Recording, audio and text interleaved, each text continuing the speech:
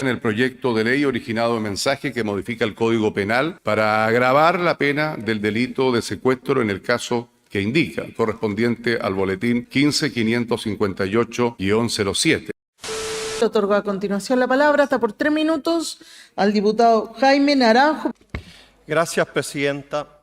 Parto señalando que comparto plenamente lo que han dicho mis compañeros de partido Marco Ilavaca y Leonardo Soto. Sin embargo, presidenta, yo valoro que hoy día haya una condena unánime a todo este tipo de actos como el homicidio, el secuestro, el sicariato. Pero fíjese, presidenta, que los partidos y los países, para ser más preciso, cosechan lo que siembran. A mí me hubiera gustado que en el pasado, cuando los equipos de inteligencia de la CNI y la DINA, porque ellos fueron los que establecieron una pedagogía del secuestro, el homicidio, en esa época, si ayer se hubiera condenado los secuestros, los homicidios y la desaparición de personas por cargo y encargo de los organismos de seguridad que sirvieron de escuela a las cosas que hoy día vivimos, por cierto que esto no lo estaríamos viviendo. Por eso, presidenta, creo que hay que ser coherente. Cuando se instala en los países la cultura de la muerte, y lo dijimos y lo advertimos en la época de la dictadura militar. A continuación tiene la palabra el diputado Johannes Kaiser. Muchas gracias, señora presidenta. Secuestro es probablemente uno de los delitos más brutales que se pueden cometer contra una persona, contra su autonomía, contra su dignidad, porque le priva a la víctima de toda agencia, de toda libertad durante un periodo que está 100% en manos del secuestrador. Muchas veces termina esto con la muerte del secuestrado. Y esto es un tema que nosotros podemos ver porque ha sucedido en Colombia, ha sucedido en México, y se ha transformado en una forma de ingresos de carteles y de otro tipo de organizaciones, entre otros también organizaciones narcoterroristas como fueron las FARC, que tuvieron incluso candidatas presidenciales secuestradas durante muchísimo tiempo. Nuestra historia nacional conoce también de casos como este.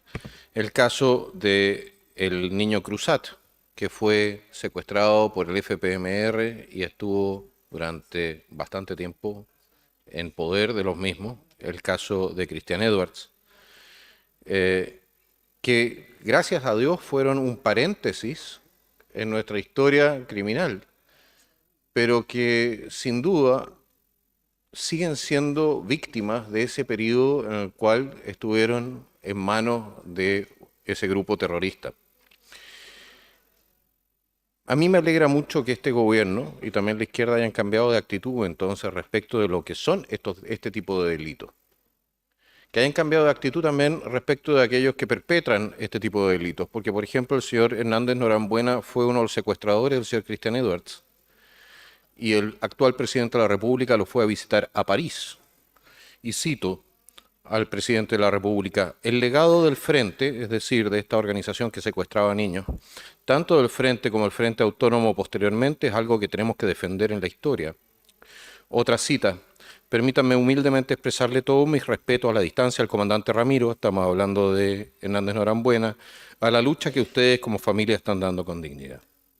A mí me alegra mucho cuando la gente cambia de opinión, sobre todo porque eso significa que vamos a tener menos víctimas en el futuro.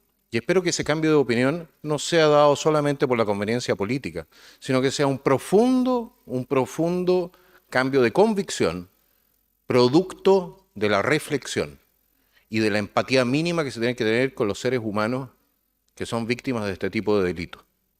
A los perpetradores los debemos perseguir con toda la fuerza de la ley, pero no solamente con la fuerza de la ley, también con la de la historia. Los secuestradores ahora y los del pasado, los dos son igual de criminales. Muchas gracias, señora presidenta.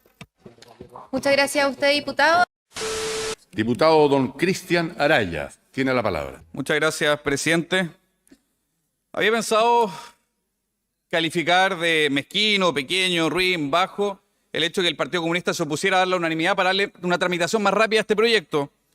pero no lo voy a hacer, porque me calza perfectamente, porque el secuestro es una práctica habitual del brazo armado del Partido Comunista, el Frente Manuel Rodríguez, un grupo terrorista. Le pido que se pronuncie sobre el proyecto, diputado. Antes de llegar al centro del proyecto, presidente, creo que hay que hacer un poco de memoria.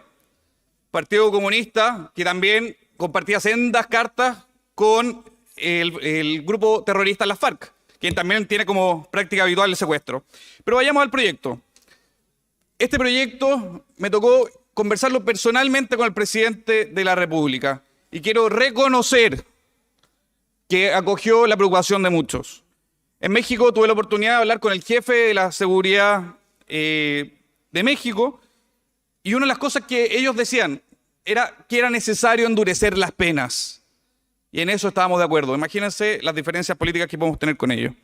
Pero también que era necesario crear unidades especializadas antisecuestro en todas las regiones del país. Esa es una situación que estamos hoy al debe.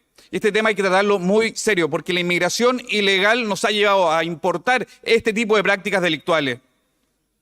Tenemos que establecer también protocolos comunes que sean transversales, que se activen rápidamente una vez se acuse o se denuncie un hecho, y también establecer convenios con los países limítrofes, porque una práctica habitual, señoras y señores, es que la extorsión posterior, el pago, se realice en otro país y por tanto resulte muy difícil poder perseguirlo. Vamos a aprobar este proyecto, creemos que aún resulta insuficiente, se debió endurecer aún más las penas, ser mucho más severo, la cadena perpetua debiese ser el desde. He dicho, presidente.